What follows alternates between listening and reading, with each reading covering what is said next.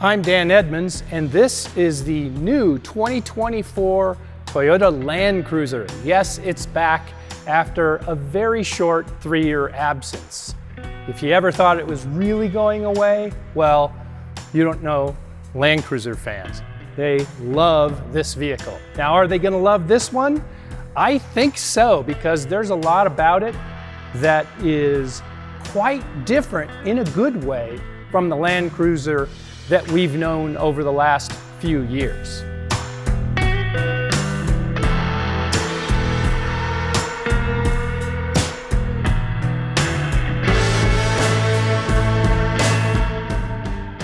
So if it seems like this Land Cruiser is smaller than the last one, it is, but it's not as drastic a difference as you might think. I mean, the wheelbase between the front and rear wheels is exactly the same at 112.2 inches.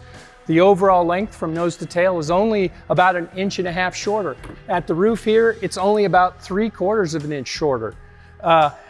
This width from fender to fender, 78 inches, it's the same as a 200 series, but you can see how much more sculpting there is here. This is really just a fender flare. The actual body is much narrower, and it gives this a much lighter, more, well, sporty look. And I really do like it a lot because, you know, the track width is quite a bit wider than like a 4Runner, for example. And these are 18-inch tires and wheels. They're 33 inches tall, which is really nice.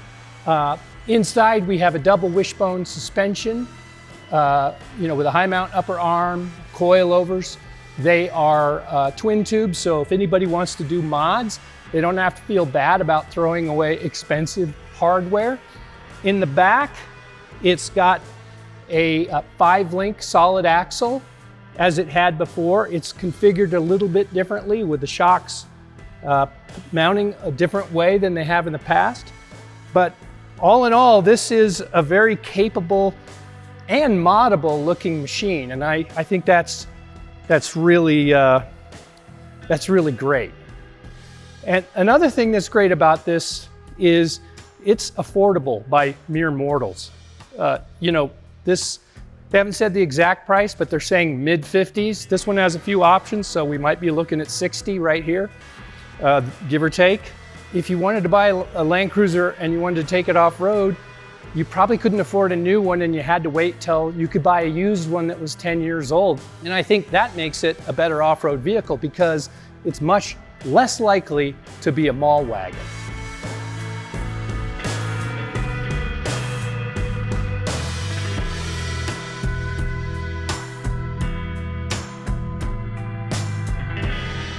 No matter which trim level you get, they're all powered by the 2.4-liter turbocharged I-Force Hybrid Max engine. And I may have gotten those words in the wrong order, but it's a 2.4-liter turbo engine with a hybrid electric motor mounted between the engine and the 8-speed transmission.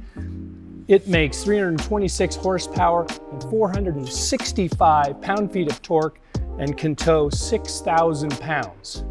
So that is a really nice engine. It's not the same as the one in the GX550, but I think that's part of the reason why this is going to cost less and deliver pretty good fuel economy. They haven't told us what it is yet, but I'm expecting good things, especially compared to 12, 13, whatever it was last time out.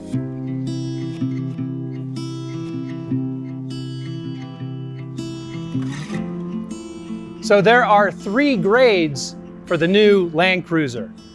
This is the base model called 1958 Land Cruiser. The volume model is simply called Land Cruiser, and the top dog is called First Edition, and they're limiting that to 5,000 units, which is interesting because they've never sold 5,000 units in the last 2 decades. So that tells you that they're expecting a lot more people to fall in love with the new Land Cruiser. So the base model, what's different about it? Well, the tires are a little smaller. They're 245s instead of 265. That makes them 32 inches tall instead of 33. It has these round Heritage headlights, which are pretty cool.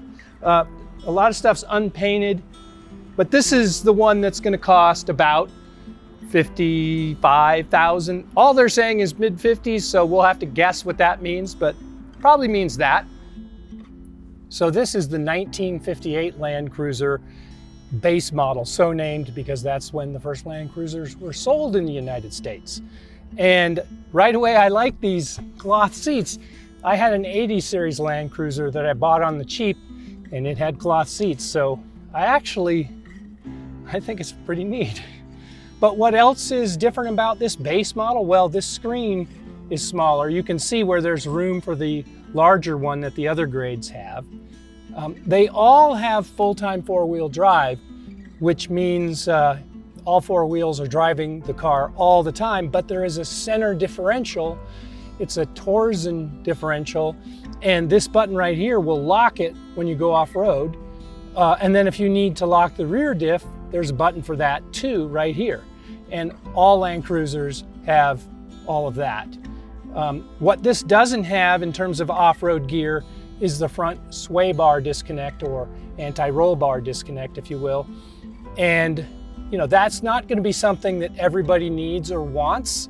And so really, this base model is a pretty good place to start if you want to do a build and save some money on the front end to use to buy suspension or other upgrades.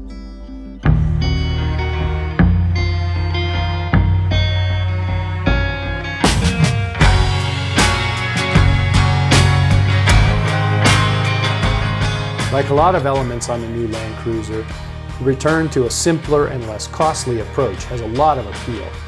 It certainly has brought the price back down to earth, and that's no bad thing.